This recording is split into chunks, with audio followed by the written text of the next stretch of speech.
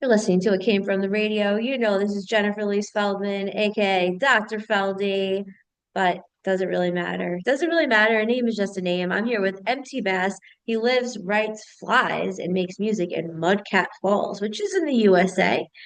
He once worked in the private sector in aerospace and defense manufacturing, and during those years, Bass continued to write fiction, which he's written a lot of. He's the author of 12 novels.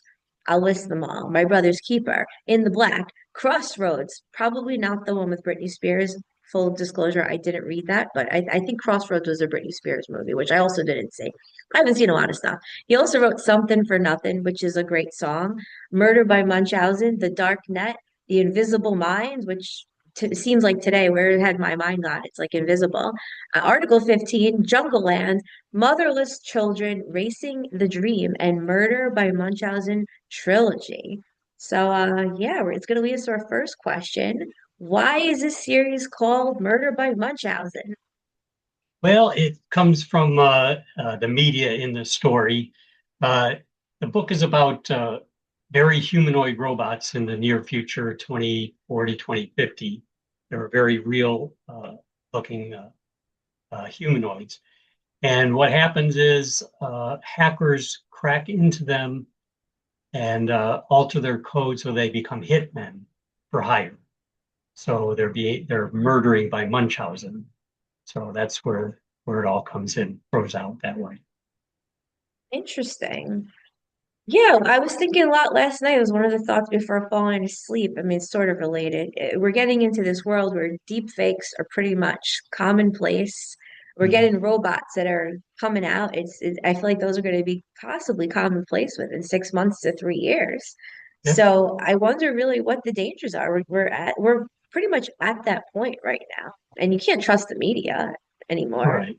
Well, the whole robot thing is kind of at a tipping point, where it's, especially with the Optimus by Tesla becoming very, uh, very human in their actions, and then where I get to is they actually become, covered with dermaloid skin and given, kind of old-fashioned movie star faces like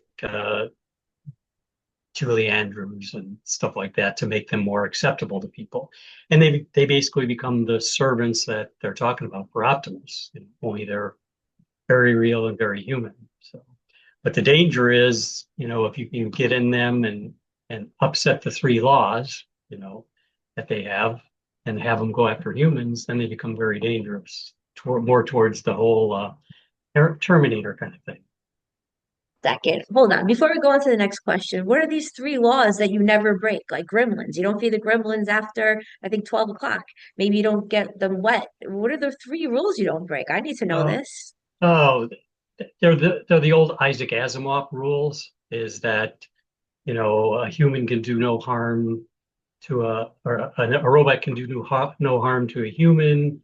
You know, uh, it'll always obey the humans, and then I forget what the third one is, but I list them in the front of the book. So they're Okay. there that yeah, that the robots are not supposed to do, and those are the first thing that the hackers break.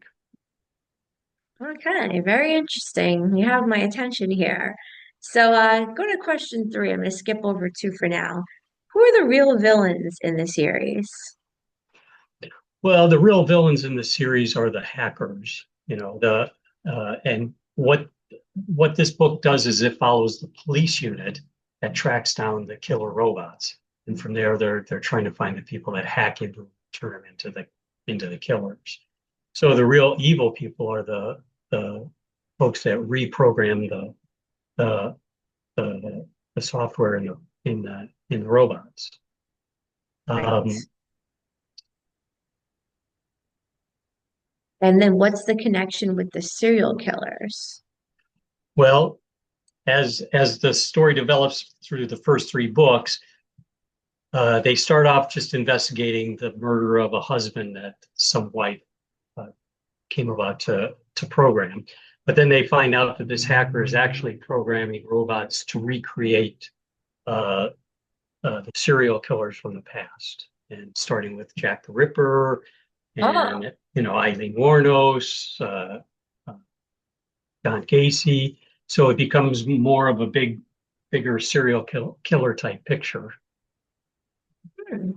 Yeah, this kind of goes sort of hand in hand. I've told, I don't know, probably 10 people that are like nerd friends of mine, like, listen, it's okay to be a nerd because that's the now, that's the future. And I probably said this like 10 years ago to someone who was, kind of a little down on himself. He was super nerdy. It's like, no, no, no. If you can write, if you can program computers, if you can make video, that's the power. You can control the world. It's not about who can lift the heaviest weight. And I guess in your story, that's probably true because it probably doesn't matter if Yep. you can lift 300 pounds, or maybe it doesn't. Does it matter? What's that? Does it what? If you could lift, 300 pounds, it seems like it's more valuable in your story if you can program rather than Yeah, lifting 500 pounds.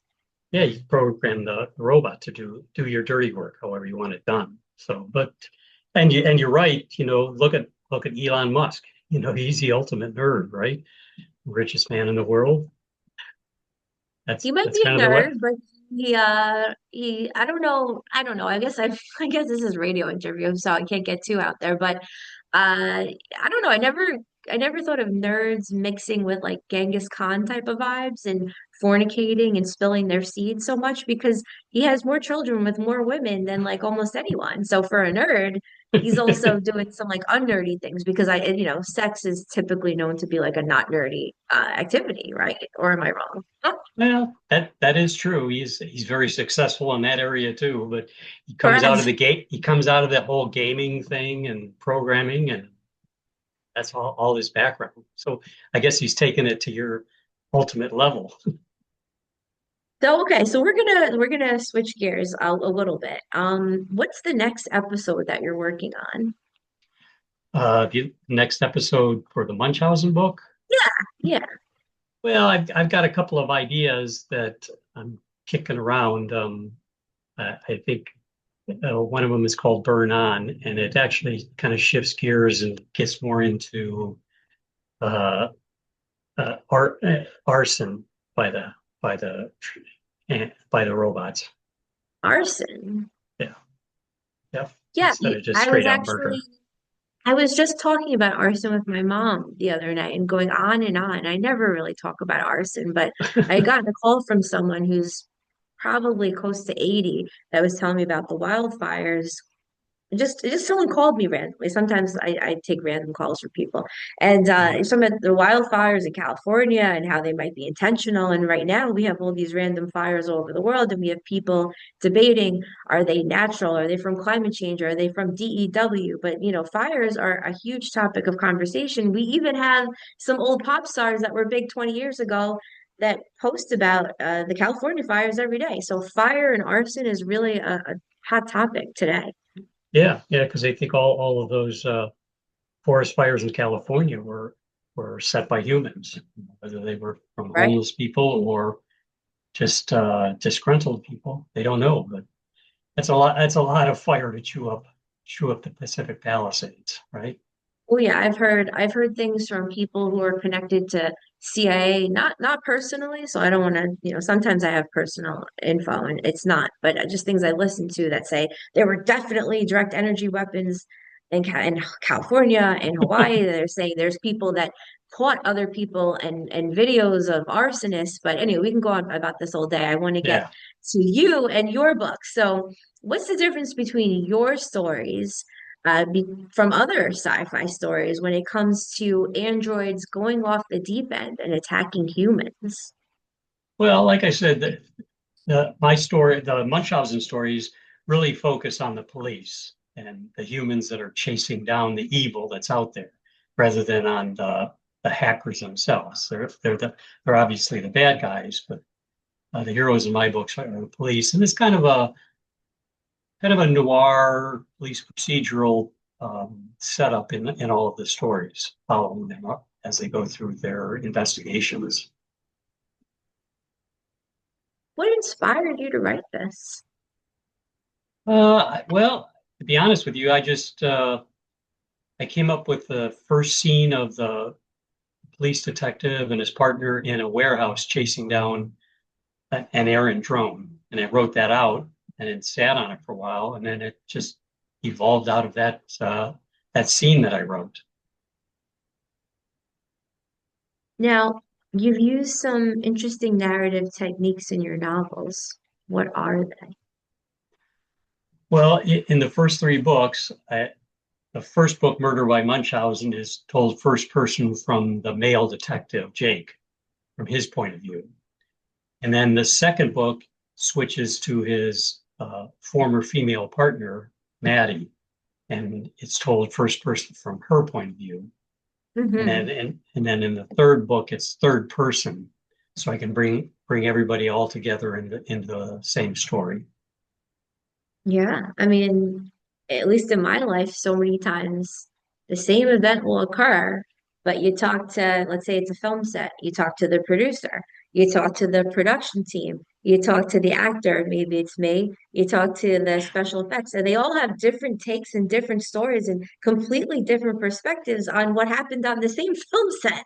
So, Yeah. in your books, you can get, I guess, the full picture if you read all of them, because one's perspective might be completely the opposite of someone else's. At least in my life, it is. And that's kind of why I went through the book that way, to give Hmm. a first person up close personal from him and from her, on what they're viewing and how they're taking it in. And then by the third book, that's when the whole serial killer kind of idea unfolds. And then that goes into the third person. Have you ever met a serial killer? Did you study any serial killers before writing? Well, the usual documentaries you see. I don't know any serial killers myself, but I've read a lot about them and just seen a lot of documentaries and try to uh, get an idea of what's going on. But with this, the main character. He's trying to recreate all these other serial killers, trying to recreate their murder, going back to even going back to in Cleveland, Sam Shepard and his murder. So just interesting, mix them all together.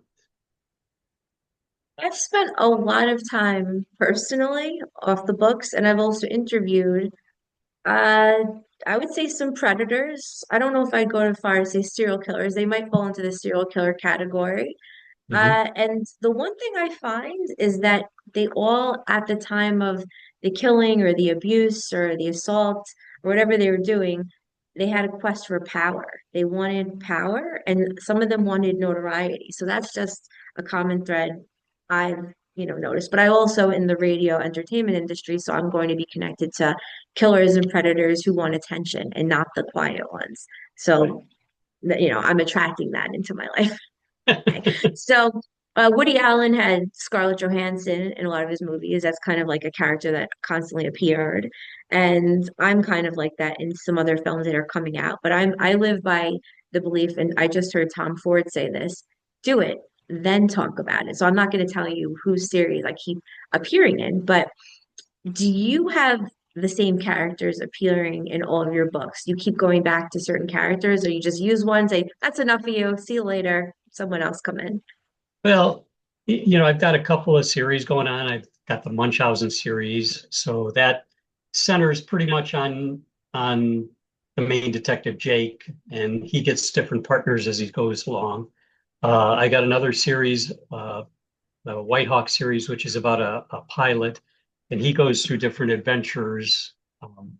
And there are recurring characters there too. But you bring some people in, and then you swap them out and bring new people in as you go along. So, and then I do have a couple of independent books that I just kind of put out there. Something for Nothing, Crossroads, In the Black. Those are all standalone books. So those are all said and done with those characters.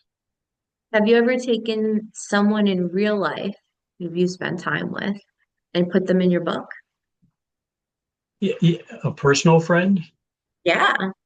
Well, there's always bits and pieces that come in, and I don't know that I've taken a specific person and put them in, but there's always characteristics that you pull from people you know and people you meet, and integrate them into your stories. It's just, the way it kind of goes. Mhm. firsthand experience with it. Now, I think for me, I think you have to be obsessed if you're going to be really good at something. You just want to be kind of good at something. You don't have to be obsessed. You could just, put your foot in the water. But if you want to really master something, dive deep, I think that there needs to be some level of obsession, if not even addiction. You've written so many books. I'd have to imagine that perhaps you're addicted or obsessed with writing. About how many hours a week would you say you're writing? And do you feel like it's almost a compulsive drive to write? Or do you have that feeling? Well, I guess it's, I don't know. Well, my whole thing is to be persistent to the point of stupidity. So I just keep writing and I get up first thing in the morning and I write for a few hours, when everything's fresh in my mind and I don't have any distractions. So, it's, I don't know if it's a compulsion or just something that I like to do, and just keep at it. And then, you pile up 500 or 1,000 words a day and before you know it, you have a book. Yeah, yeah. And do you write with anyone or is this a solitary activity? It's a solitary activity. No dogs, no cats, no company? Well, not really. No, I just working it on my own, and then I have my girlfriend Lola. She's my alpha reader, so she reads everything first. And then after that, I have a couple of writers groups that I work with to go over the stories. I find this a lot easier when my dog is around to write because I Mm. can just spend all day. I see her cute little face and I see her walking around doing funny things, and I can write for 8 hours. I can do anything. I can sit at the computer, but if she's not with me, I don't know. I feel like, what am I doing here? It's just like I'll get not bored, but it's just like a lonely, it could be kind of lonely, even, and I'm someone who really Yeah. likes my alone time. All right. So that being said, anything you would like our listeners, viewers to know, anything on your mind today? Well, well, I don't know. Like I said, I just keeping at it. I'm working on a new book. It's another outside the wire. It's a follow-on to Article 15 book. So, where the main character is he's a fixer for a lawyer, and he's tracking down a stalker that's uh, haunting a country western singer. Hunting down a stalker. I have at least two stalkers that have made themselves known. I would like someone to hunt down my stalker. So that being said, I guess that's my final thought. MT Bass, could you tell our listener viewers where to find you, website, socials? Well, my website is www.mtbass.net, not .com, .net, and I'm on Facebook and X under at Owlworks, OWLWORKS. So that's where I'm at. And he also has books about flying, and there's Yep. planes, which we didn't get into at all. Because all I care about is Munchausen. No, we just, 20 minutes, you Yeah, don't get into it. All right, that that's being okay. said, enough rambling for me. Thank you so much, MT Bass. And we're going to get back to the studio with Mark Torres for more. It came from the radio.